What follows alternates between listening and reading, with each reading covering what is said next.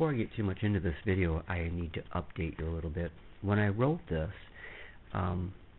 there were probably 40 to 50 pieces that I had obtained from my friend Gil Alberg. Right now, there are well over 130 pieces, as he has brought other pieces of this chert to me today. But I decided that I would go ahead and do this particular video as planned, and I will update it later with the additions to the collection. I was over to my friend Gil's house yesterday, picking some of the treasure he hunts to become a part of my personal collection. I had picked up a number of pretty good items.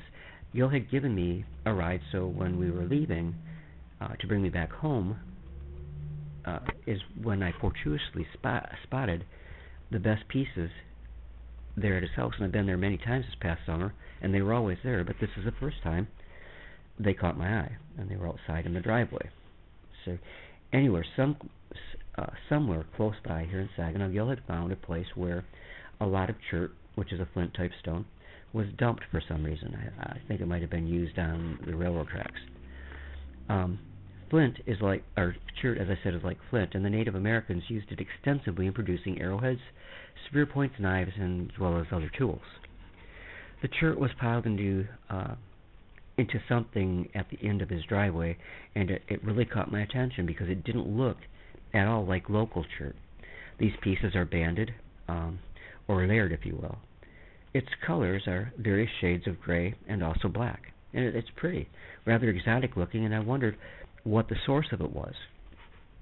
The chert in our area is found in the thumb area of the state, and there are two types. There is Bayport tabular chert and Bayport nodular chert, and they are gray with little variation in color, but really good tools were made from it, and it's found all over the Great Lakes region.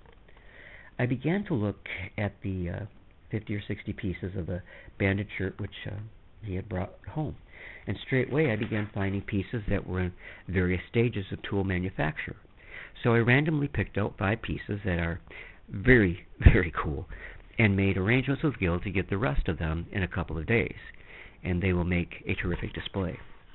I began checking on the net today to see what the source of this type of chert might be. As close as I can tell, this is Indiana hornstone, but I could be way off too. It was widely used in the areas south of Michigan, but many fine stem archaic pieces have been found here in the Great Lakes state. Turkey tail points come to mind especially. I believe altogether, collectively, that Gil had probably found a cache of pieces. I will get a count when I get the other pieces, but I'm guessing 40 or 50. Let me describe individually the 5 pieces that I obtained from him today that are awesome. I'm going to, under the assumption that the pieces hail back to the late Archaic period. So the first piece, which I'm showing you, is a preform, or also called a blank, and it was a piece in progress that would have been finished later. I guess it makes sense because the more waste material taken off the stone makes it lighter for transport. Back to the first piece, though. The first is the longest of the 5 pieces. It measures 4 inches long and 4 inches long and about 2 inches across at its widest point.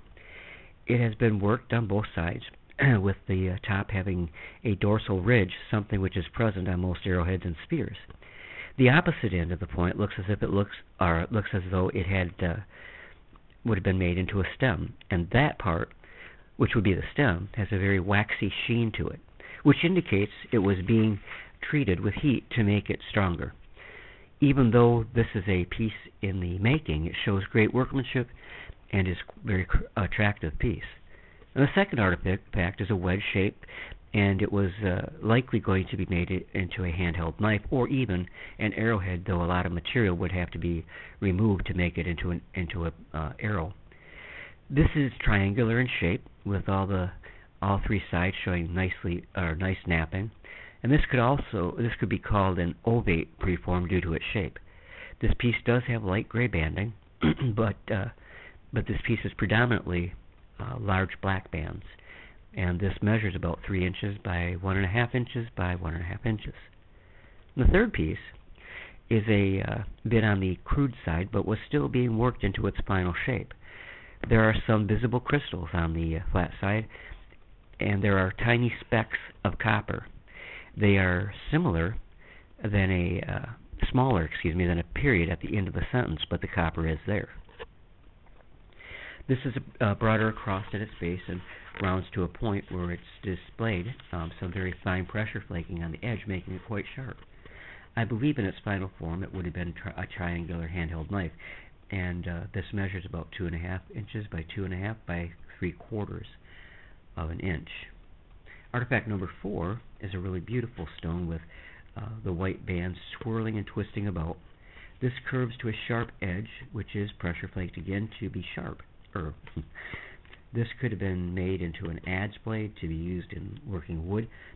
It would have to be thinned down quite a lot. This piece measures about 1.5 by 1 3/4 by 1 inches. Last is the smallest of the 5 pieces, and this is without a doubt a square-backed knife. It tapers down to a fine beveled and sharp edge. I get the feeling that this began as an arrowhead, but something went wrong.